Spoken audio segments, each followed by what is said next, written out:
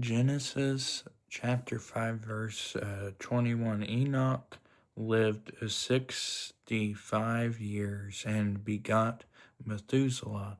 After he begot Methuselah, Enoch walked with God 300 years and had sons and daughters.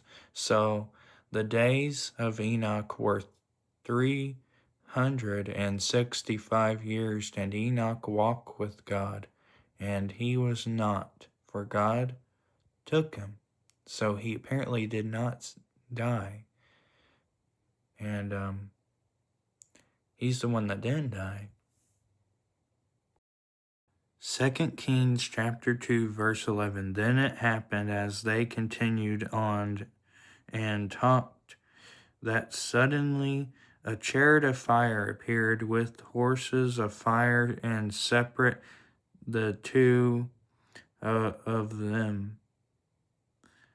And Elijah went up by a whirlwind into heaven. So he was taken up to heaven. He didn't seek death, and none of them seek death. They never were dead. So they never died. And guess what?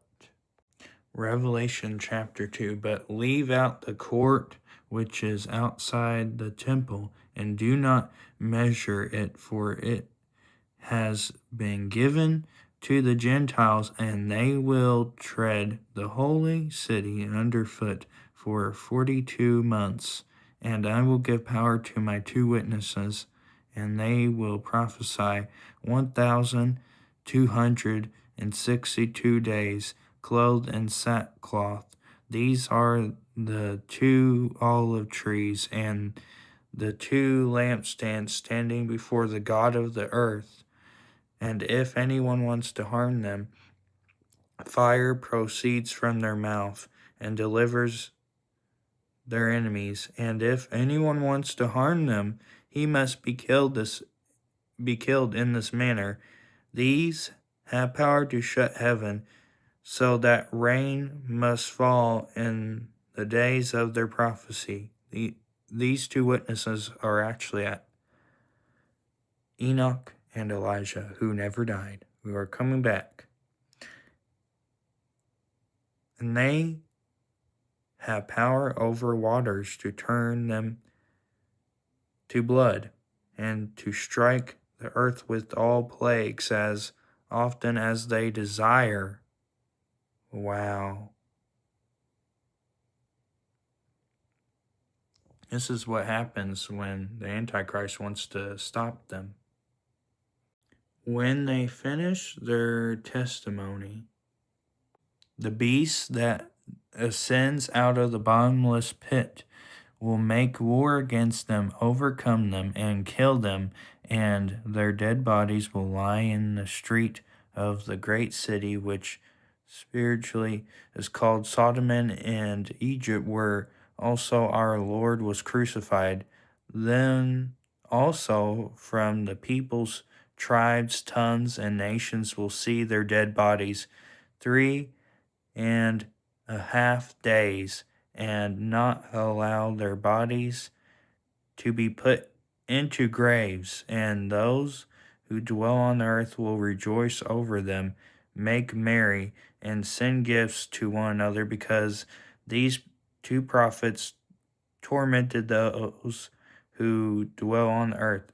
Now after the 3.5 days, the breath of life from God and entered them, and they stood on their feet, and great fear fell on those who saw them. And they heard a loud voice from heaven saying to them, "Come up here." And they ascended to heaven in a cloud, and their enemies saw them. So this reminds me of how people celebrate deaths like this when they rejoice. Just think about Charlie Kirk, for starters. He got shot, and they rejoiced in it. They called him names, and basically, well, he wasn't resurrected. He's not going to be resurrected until the good Lord calls the trumpet.